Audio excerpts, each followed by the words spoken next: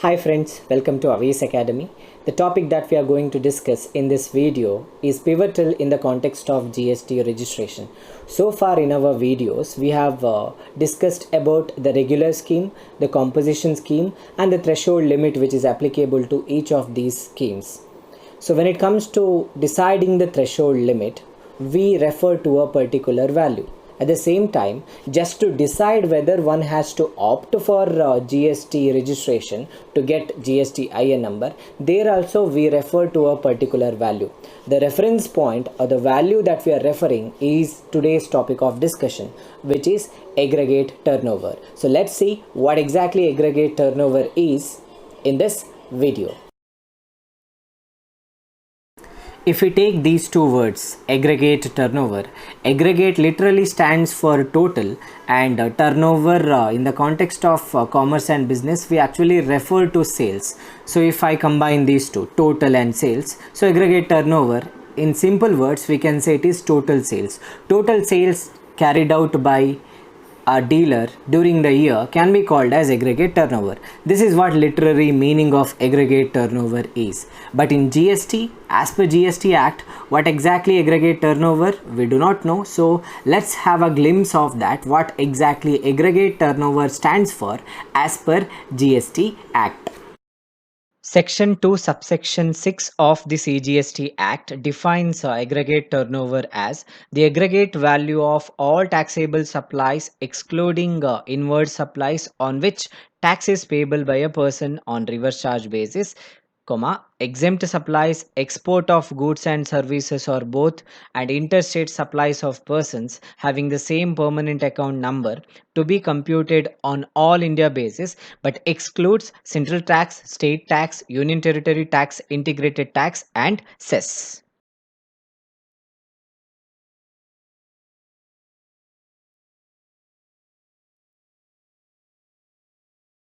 In the definition, there are certain keywords that are used. If we just have a quick glimpse at the keywords, we could understand what is aggregate turnover is.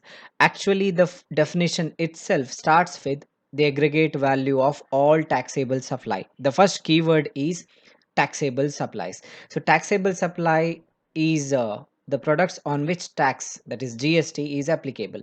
We know on within state transaction and between state transaction different GSTs are applicable, so that is taxable supply. At the same time, if you make any purchase from the unregistered dealer, on such purchase the tax has to be, that is GST has to be paid by the purchaser himself. In the definition, the next part of the definition, they mention RCM, the tax on reverse charge mechanism, that is from unregistered seller. If you purchase any item, on that tax has to be paid by the purchaser on reverse charge mechanism. So that is not included. Apart from that, all taxable supplies are included in aggregate turnover. So aggregate turnover constitute all taxable supplies except the tax on reverse charge basis.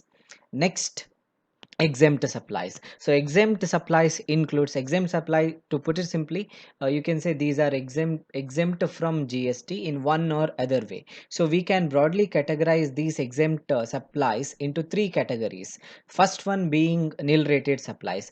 Nil rated supplies means the supplies on which GST rate of 0% is charged. For example, fresh vegetables, milk, on these products 0% of GST is charged.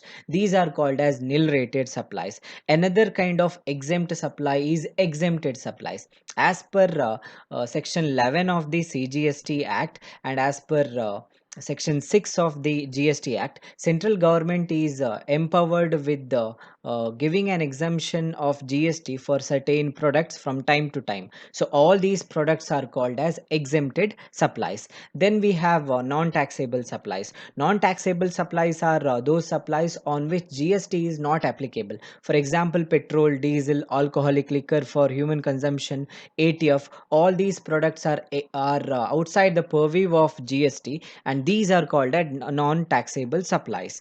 Next one, which is included in the aggregate turnover, which is mentioned in the the definition is zero rated supplies. Zero rated supplies are like nil rated supplies, but specifically we deal with two aspects. One, as per GST, exports are considered as zero rated, nothing but if we sell a product to outside India, like if you are selling the product to a foreign country, that is called as export, and those products are zero rated. So exports are zero rated. So zero rated supplies include export, and at the same time, if a registered dealer sells a product to special economic zone, free trade zone, export oriented units, these units are considered as deemed to be, the supply made to these units are considered as deemed to be export, and therefore they are also charged at zero rate. So exports and supplies made to special economic zone, EOU, FDZ, ESTPs are called as zero rated supplies. All these are included in aggregate turnover. Apart from that, branch transfer. If a product is transferred between the branches, they are also a part of aggregate turnover. So when we say branch transfer may occur between a branch in one state with the branch between the branch in one state and branch in another state as well. In that case, there are interstate supply which is happening. Even these interstate supplies are included in aggregate turnover. Similarly, the branch transfer could happen within state as well. Maybe from Mangalore branch to Udupi branch, the product can be transferred. Even within state branch transfers are also included in aggregate turnover, provided each of the branches have different GSTIN number. If the within state branches have same GSTIN number, then they are not included in aggregate turnover. But within state branches have different GSTIN number, then they are included in aggregate turnover.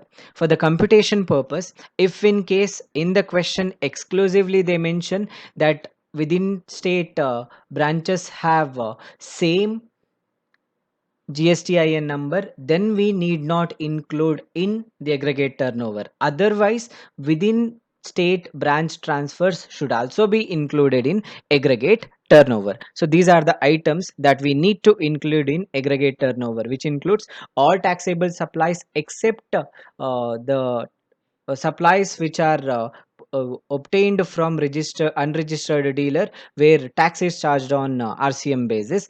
Then all zero rated supplies are included in aggregate turnover. Exempt supplies including exempted supply, nil rated supplies, and non taxable supplies are also included in aggregate turnover. Branch transfers, between state branch transfer and within state branch transfers also included in aggregate turnover. So far we have discussed about what to include in aggregate turnover. So let's see what we should not include in aggregate turnover now.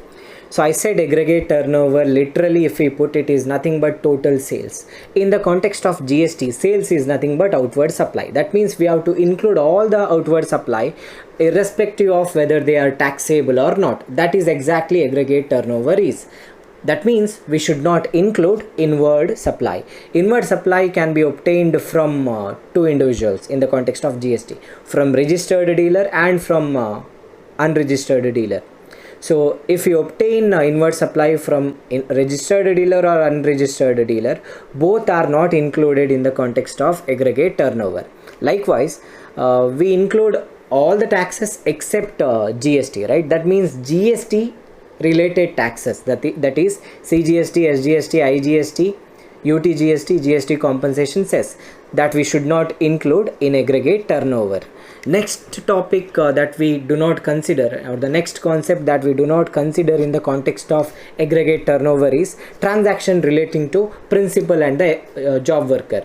If any transaction is occurring between principal and the job worker, whether principal is supplying the goods to job worker or job worker is modifying the goods and then supplying back to the principal, we are not considering that transaction as well, because as per GST, any transaction with the job worker and the principal is not considered as supply. Since it is not a supply, we cannot include in aggregate turnover or in taxable supplies.